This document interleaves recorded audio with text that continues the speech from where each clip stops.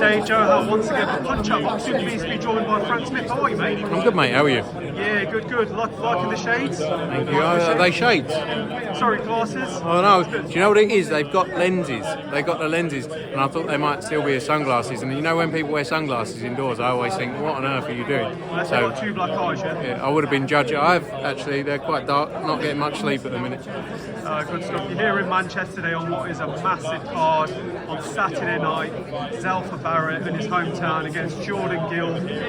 It's more than a domestic, isn't it, this? It's more than a domestic. Yeah, look, it's a perfect fight for both of them, and the winner's going to go on to challenge him for a world title after this, I think, latter part of this year. But also, the loser will get a lot of respect because people want to see real fights. And again, as spoken about a lot, there's been too much pressure for years about winning.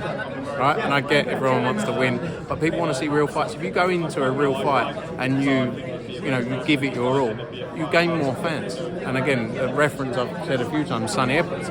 Sonny Edwards went in against Bam Rodriguez, a proper fight. He didn't get the win, but he came away with more fans because he left it all in the ring. So these are the kind of fights we need to see. We've seen how big domestic fights can be for the sport.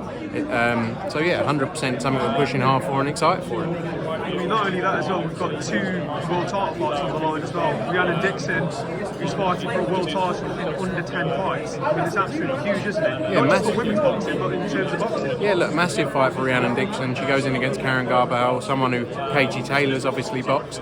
Big opportunity for her. And look, a natural fight down the road, if she can win a world title, is Caroline Dubois. That's a massive UK fight, if it can happen down the road. Ellie Scottney as well, challenges for unified titles. You know, her massive opportunity for her to go and become a champion with 2 belts and then build on from there. And you know, she's got a huge night on Saturday. It's a tough fight for her though, a real tough fight. But looking forward to seeing her out as well. Michael Gomez Jr. against Kane Baker kicks off the live card as well on Saturday. Steve Clark, a massive ticket seller from Liverpool, is on, and there are a host of young talent as well. You know, Jack Turner's out, Jimmy Sains is out, Brandon Scott's out. You've got Jordan Flynn, who obviously was supposed to fight Cameron Vong. That will take place at a later date. So look, stacked card from top to bottom.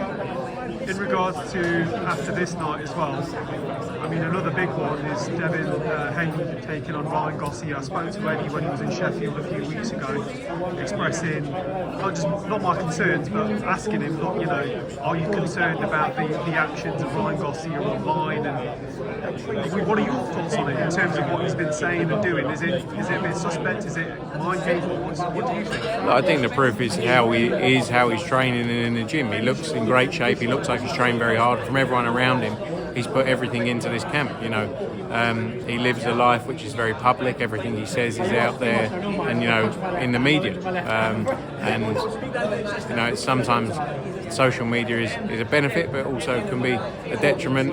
But I think, look, from everything we see, he's ready to go. He's trained very hard, and this is a huge opportunity for him. And respect to Ryan Garcia as well for taking this fight, because he's shown it time and time again. He took that Tank fight. He wants proper fights, and that's what's good for the sport. Do you think it's a case of just being cynical, not me, but in terms of the public? Is it a case of, if I lose this fight, I can say, you know, that wasn't me, and if I win, I can say I was trolling? Is there a bit of... No, I don't think so. I think everything you see of him in the gym, everything you see around these media workout days, he's fully focused on it. You know, and he's put a lot of views out there, and there may be his views. You know, like, may just be what he wants to say. You know, I know he's very active on social media, but I think, you know, you have to. He's got a great team of people around him. He's got a lot of people around him who know what they're doing. You know, Derek James is with him every day. I'm sure if Derek James didn't think he was in a position to go into this fight, he wouldn't be doing it. You know, that's the reality of it.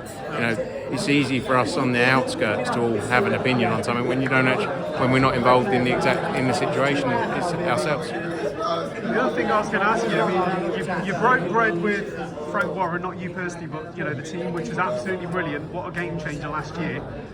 Are we any closer with Boxer? Because it seems a bit, from the outsider again looking in, with what happened with Isaac Chamberlain, for example, as well over the past few days. Is it a bit difficult to break that? I don't think, like, there's no reason, you know. There's a lot of people that you don't have to get on with in life, right? That you can do business with. There's a lot of people who I'm not best of friends with, but I'll do business with if it makes sense for our fighters and makes sense for the business to do it. I sat down with Ben Shalom, I don't know, a couple of months ago now maybe, and you I can sit down with anyone, and if it makes sense, we'll do business. If it doesn't, we won't. We're never going to be best of friends. It's just the reality of it. It's the honest reality, and I said that to him as well. We don't have to like each other. That's the truth. No one has to like each other to get things done. There's a lot of people who don't like each other in life, or don't see eye to eye, or don't agree with the way things are handled. But can still make things happen if it makes sense. So it's no different. And like, a lot of people compare it to the Queensbury side of things, but we were still doing business with Queensbury years ago. We were still making fights. We weren't close. I'm not saying we all got on happy days going for lunch and dinner with each other.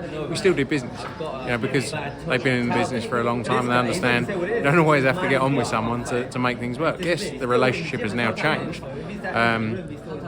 but I don't think you can really compare it, honestly. But again, we're here. If it makes sense, we'll do deals. If it doesn't, we won't. So we see where we fall. Yeah, it makes sense. I mean, just very finally as well, 5 vs 5 is going to be announced next week. We're all looking forward to see what those announcements are. In regards to AJ and Fury, honestly speaking, we would love to see it on British soil if it does happen, because regardless of what happens with the Fury fight, there's still a fight there with Anthony Joshua and Tyson Fury. Would you push more to get that fight done on British soil as opposed to Riyadh season, or does money talk? We want to make the biggest fights possible. And wherever that takes place. Saudi's been great for boxing. Saudi's delivered fights that we maybe wouldn't have seen and would never have happened. So, it's great for the sport of boxing. At the end of the day, wherever the best opportunities are, if it means doing it we want to see the biggest fights, and that's the focus for us, and we want to deliver the best possible opportunities for our fighters. So of course a lot of people want it in England. I get that, but at the same time we have to deliver the best possible opportunities for the fighters. I think there's lots of talks going on about lots of different shows, events happening all over the place, and I think boxing's in a great place is the way I'd approach it. And as long as we see big fights, that should be the focus for all of us. I say very finally, but I just remembered as well, you guys signed up Boots Ennis Hill yesterday. I mean, what a massive signing. Do you think Conor Benn can have one more? Sorry, not one more. Do you think the fight with Conor Benn is round the corner now with that impressive signing? I think with Boots, we're buzzing to get him over the line. Everyone wanted to sign Jaron Ennis. He's a superstar of the sport and hasn't really been built to the level he should be built at. There's so much more left to do with him, and we can take him to the next level. When it comes to, we have to manage everyone's individual career. We have to focus on Conor Benn independently and Jaron Ennis now, because we promote them both. If that fight presents itself and that opportunity is there and it makes sense for both of them, that's definitely a fight we'll look to do. Conor Benn would fight anyone tomorrow. That is his mentality. But let's see how things play out. Good stuff. Just got sidetracked there. I don't know. But Frank, all the best, mate, from Punch Out Boxing. We'll catch up with you soon, and all the best. Cheers.